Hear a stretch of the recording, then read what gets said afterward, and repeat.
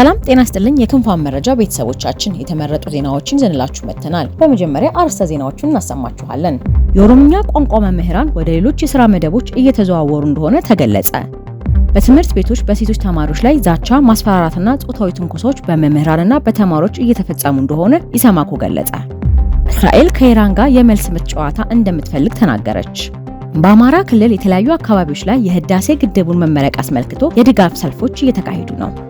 የአቢሲኒያ ባንክ ሰራተኞች ቅሬታ አቅርበዋል። ወደ ዝርዝር ዜናችን ከማለፋችን በፊት ይህንን ቻናል ሰብስክራይብ በማድረግና የደውል ምልክቷን በመጫን ጀምሩ። የአዲስ አበባ ከተማ መስተዳድር ትምህርት ቢሮ ከዚህ ቀደም በኦሮምኛ ቋንቋ መምህርነት የሥራ መደብ የቀጠራቸው መምህራንን ወደ ሌሎች የሥራ መደቦች እየተዘዋወረ መሆኑን ዞብል ፖስት ደረሰኝ ባለው መረጃ ገልጿል። የኦሮምኛ ቋንቋ መምህራን ወደ ሌሎች የሥራ መደቦች እየተዘዋወሩ የሚገኙት መምህራኖቹ ቀድሞውንም ሲቀጠሩ በቁጥር መብዛታቸው ዋነኛ ምክንያት መሆኑ ተገልጿል። የአዲስ አበባ ከተማ መስተዳድር ትምህርት ቢሮ የኦሮምኛ ትምህርት ክፍል መምሪያ ማቋቋሙን ተከትሎ በአንድ ትምህርት ቤት እስከ 6 የሚደርሱ የኦሮምኛ ቋንቋ መምህራንን እንዲቀጥሩ ተደርጎ የነበረ ሲሆን ሁኔታው የመምህራኑን ቁጥር ከፍ እንዲል ምክንያት መሆኑ ተናግሯል። ይህንን ተከትሎ በአዲስ አበባ ከተማ በሚገኙ ትምህርት ቤቶች በኦሮምኛ ቋንቋ መምህርነት ተመድበው የነበሩ መምህራን አሁን ላይ ወደ ሌሎች የሥራ መደቦች እየተዘዋወሩ መሆኑን ምንጮች ይነግረውኛል ብሏል። የኦሮምኛ ቋንቋ መምህራኖቹ የአዲስ አበባ ከተማ የጸጥታ መዋቅርና የደህንነት ስራን ጨምሮ በሌሎች የተለያዩ የመንግስት ስራዎች እንዲመደቡ የተደረገ እንደሚገኝ ተገልጿል። ከዚህም በተጨማሪ ከአዲስ አበባ ከተማ መስተዳድር ሰራተኞች ቅነሳ ባደረገባቸው የመንግስት መስሪያ ቤቶች እነዚህኑ የኦሮምኛ ቋንቋ መምህራን እንዲመደቡ ይደረጋል መባሉን ምንጮች ይነግረውኛል ብሏል።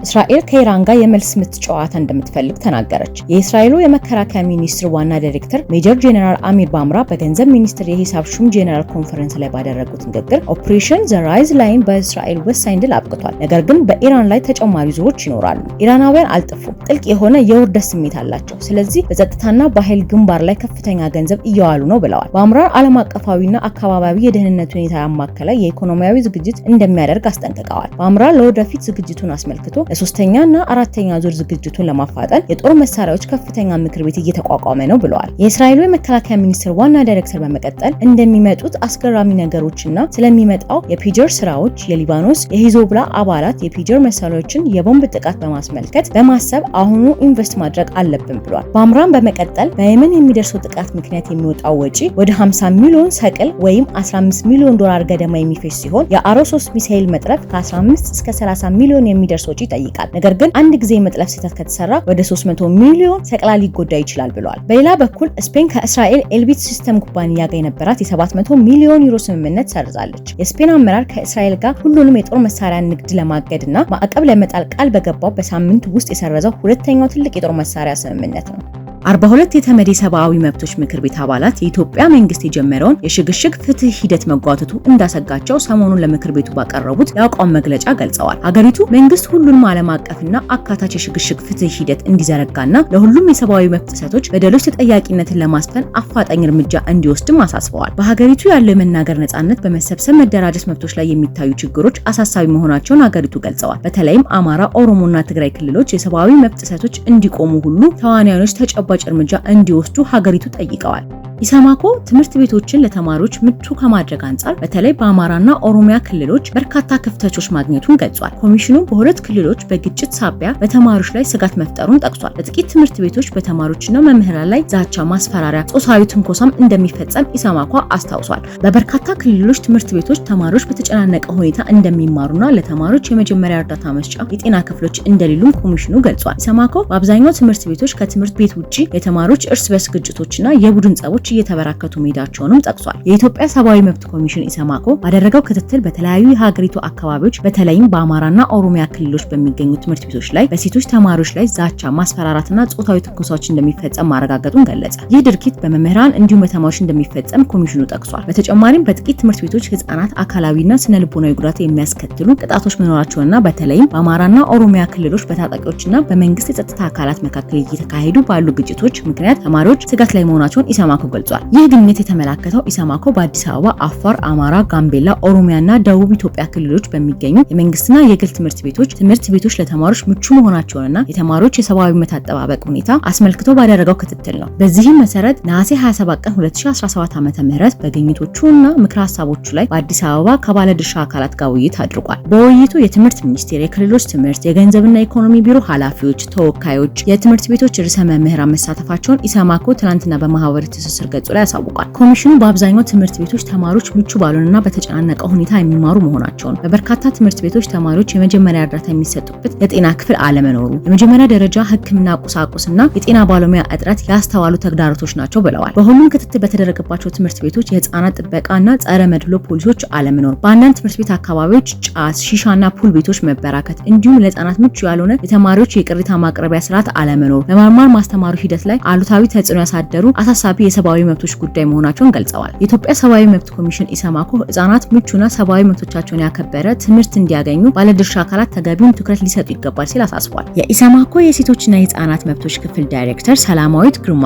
የውይይቱ ተሳታፊዎች የህፃናት መብቶች የማስጠበቅ ግዴታ የመንግስት መሆኑን በመጥቀስ ምቹና የህፃናት ሰብአዊ መብቶች የማክበር የትምህርት አሰጣጥ ሂደት እንዲሰጥ ኢሰማኮ የሚያደርገውን የውትወታ ስራ አጠናክሮ እንደሚቀጥል ገልጸዋል።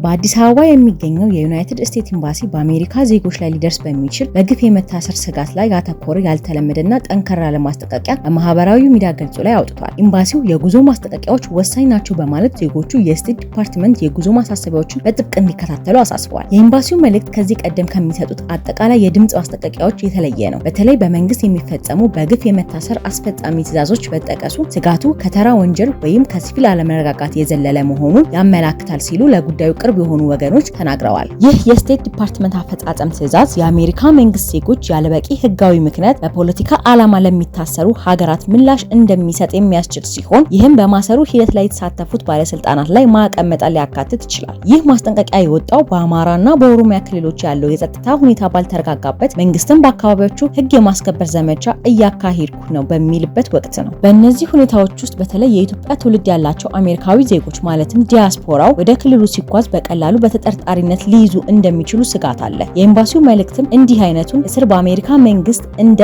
በግፍ መታሰር ሊቆጥር እንደሚችል የሚያስጠነቅቅ ነው ሲሉ ለጉዳዩ ቅርበት ያላቸው ዲፕሎማቲክ ምንጮች ይናገራሉ። የኤምባሲው መልእክት በአሜሪካና በመንግስት መካከል ሊኖር ስለሚችል የዲፕሎማሲ ውጥረት ፍንጭ የሚሰጥ ሲሆን ወደ የትኛውም ሀገር የሚጓዝ አሜሪካዊ ከፍተኛ ጥንቃቄ እንዲያደርጉ ግልጽ ጥሪ ነው።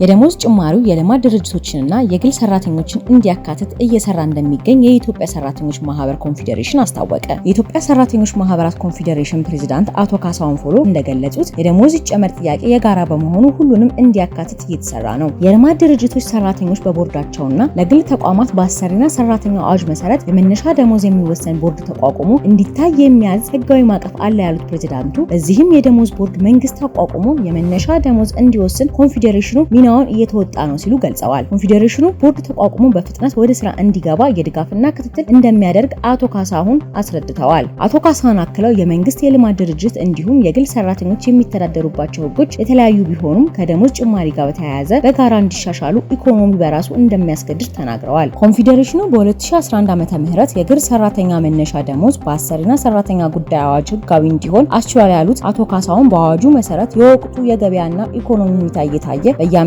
መነሻ የደሞዝ ወለል የሚወሰን የደሞዝ ቦርድ እንዲያቋቁም ያዛል ብለዋል። ከደሞዝ ጭማሪው ጋር በተያያዘ የዋጋ ጭማሪ እንዳይደረግ ሁሉም በቅንጅት መስራት እንዳለበት ገልጸዋል። መንግስት አስተማሪ የሆነ እርምጃ መውሰድ እንዳለበትም መክረዋል።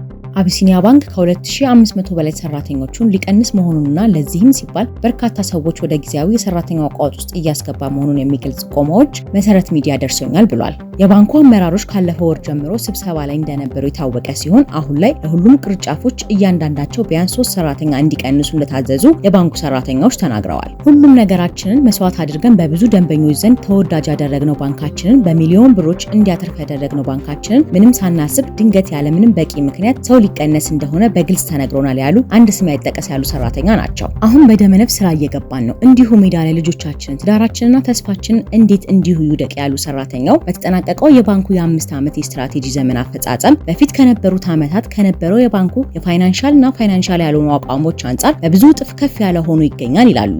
ሚዲያው መረጃዎች እንደሚያሳዩኝ ስትራቴጂው በሚነደፍበት በ2019 እንደ አውሮፓውያን ዓመት አቆጣጠር የባንኩ የሀብት መጠን ብር 56.6 ቢሊዮን የነበረ ሲሆን የስትራቴጂ ዘመኑ በ2024 እንደ አውሮፓውያን አቆጣጠር ሲጠናቀቅ 222.14 ቢሊዮን ደርሷል። በተጨማሪም በተቀማጭ ገንዘብ መጠን ረገድ በ2019 እንደ አውሮፓውያን አቆጣጠር ብር 32 ቢሊዮን የነበረ ሲሆን የስትራቴጂ ዘመኑ በ2024 እንደ አውሮፓውያን አቆጣጠር ሲጠናቀቅ ብር 192 ቢሊዮን ደርሷል። በትርፍ መጠንም አንጻር በ2019 እንደ አውሮፓውያን ዓመት አቆጣጠር ብር 1 ቢሊዮን አካባቢ የነበረ ሲሆን የስትራቴጂ ዘመኑ ሲጠናቀቅ ወደ ብር 5.83 ቢሊዮን ከፍ ብሏል። ከዚህም በተጨማሪ የባንኩ ቅርንጫፎች ከ337 ወደ 919 አድገዋል። እንዲሁም የደንበኞች ቁጥር ከ1.3 ሚሊዮን ወደ 13 ሚሊዮን ደርሷል። ሚዲያው ደረሰኝ ካለው ሰነዶች እንደሚያሳዩት አሁን ላይ በርካታ ሰራተኞች ወደ ጊዜያዊነት ሰራተኛ ቋት ወይም በባንኩ አገላለጽ ሪሶርስ ፑል እንዲገቡ እየተደረገ ይገኛሉ። አሁን ጊዜያዊ ናችሁ የተባል ነው። ስንት ዓመት በቋሚነት የሰራን ሰራተኞች ጊዜያዊ ሰራተኞች ናቸው ስንባል በጣም ተጨንቀናል። ይህ ሪሶርስ ፑል ሰራተኛን ለማሰናበት ቅድመ ሁኔታ አድርገው እያስቀመጡት ይገኛሉ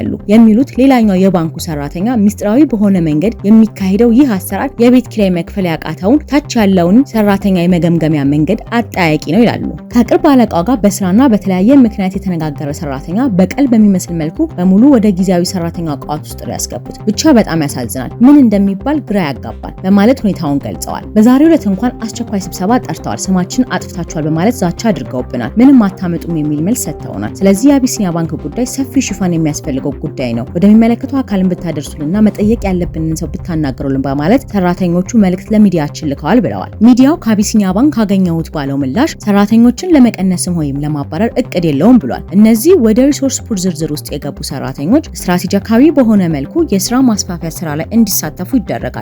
ያላቸው ክህሎት እየታየ የሰው ኃይል ፍላጎት ባለበት ቦታ ይመደባሉ ያለው ባንኩ ይህንን ስራውን ለማስፋፋት ከማገዙ በተጨማሪ የተሰላጠነ አሰራር እንዲኖረው ያደርጋል ብሏል።